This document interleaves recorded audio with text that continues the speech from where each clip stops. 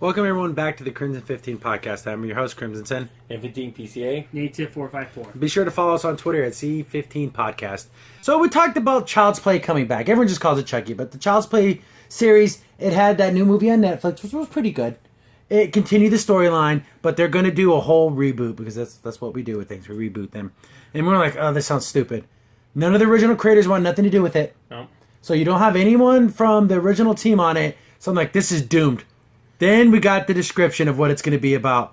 Complete, utter F. You couldn't fail any harder. No. So this is from comicbook.com, and our writer is Patrick Cavanon. Sources with comicbook.com that one character named Chin is a Chinese factory worker who commits suicide shortly after reprogramming a buddy doll to have no limitations. As far as the iconic killer doll is concerned, Chuck is described as a defective buddy doll whose programming code was hacked, so he has no limitations to learning and also violence. What is this, Terminator? Ridiculous. He's a little baby Terminator. Yeah. I would even say they stole the plot line for Small Soldiers. Yeah, that's what a lot of people are saying too. Yeah, it's ridiculous. Because basically that's what the chip was in the movie, the Small Soldiers. That it was a military chip. Yeah, and it can learn everything, and it can become super advanced. And it's like, so it's going to become violent. Why would it do that? But the thing is, that's fine for Small Soldiers, the original concept. This is already an established narrative of how Chucky became Chucky. It was magic. It was magic. It was a voodoo and magic. He was a murderer, so Yeah. it would make sense why he would get angry and murder people, because that's what murderers do. Yeah. So, and the whole plot of Child's Play is he's trying to steal that boy's body so he can transfer his soul through voodoo into the child so he can live again. Yeah, because the first person that sees you as a doll is the first person you it's the first thing you tell your secret to. Secret to. Okay. Yeah, so the first person you I thought it tell- was the body. Okay. Yeah. And see, here's the thing though. So that explains why the doll wants that boy. Yeah. Why would this computer doll want to do anything? But I just want to kill for No, fun. I'd be like doing a new reboot of RoboCop, but this time it's me wizards and magic that put them together.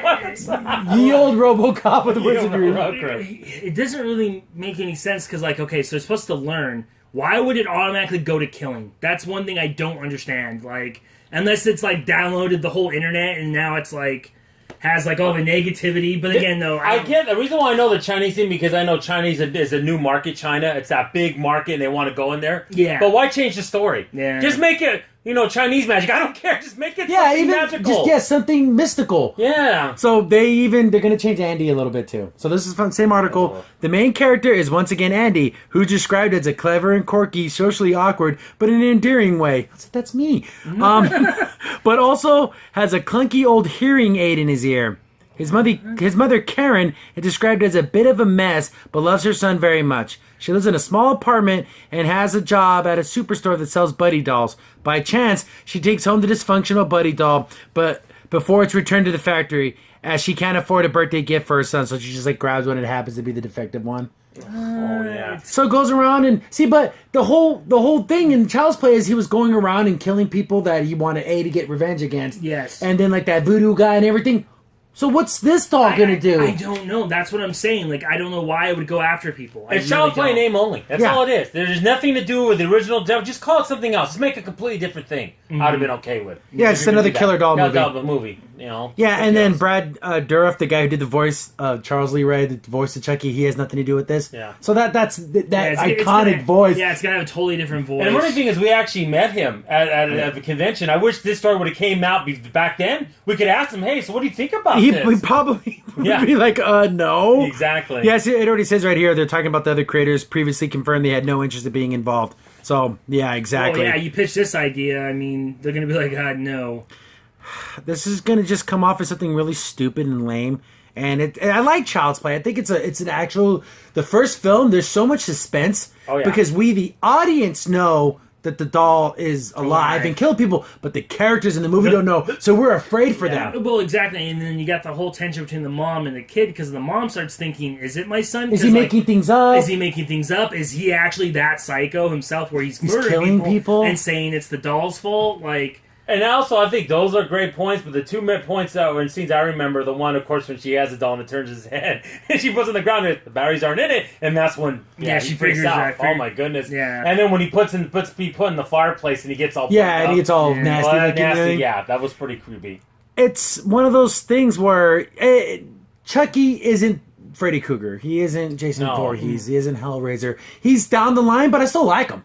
Yeah. And even though the movies kind of started getting almost to becoming comedies, yeah. that first film is it's an actual scary movie. But it's actually compared to horror movies of today, it would be the best. Oh, one yeah, out it'd there. be great. That's the thing. It just would be a cut above. That just tells you how great the 80s and 90s were when it came to slasher films. So if there was any doubt that this movie is going to completely blow, that this is a 100% confirmation. It's ridiculous. It's so I stupid. was about 5% chance of seeing this in theaters. Now it's a big fat zero. There's no way I'm seeing this. No. You just took the name, you kind of twisted it to your own little thing and say, oh, we'll get those Chucky fans because we'll have the name on it. Yeah. That's what it feels like. And then, like I said, we'll get the foreign market. Yeah. Because- But stupid.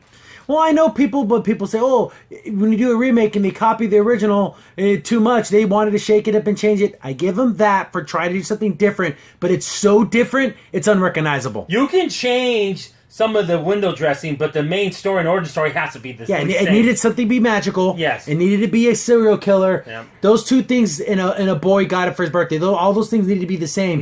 And they kind of only kept one of those aspects. And the only way this could even be awesome at the end, if it turns out the disconnect is the Terminator and it's Yeah. the first Skynet. Skynet. Oh, that's awesome. But The Chinese, Chucky doll. the very first Skynet chip wasn't a that would Chucky have been doll. awesome, but that's that- not going to happen. No. Unbelievable. Crimson Sin here. Thanks for watching and be sure to like, sub, and share. Also, for the most up-to-date information about the podcast, follow us on Twitter at C15 Podcast.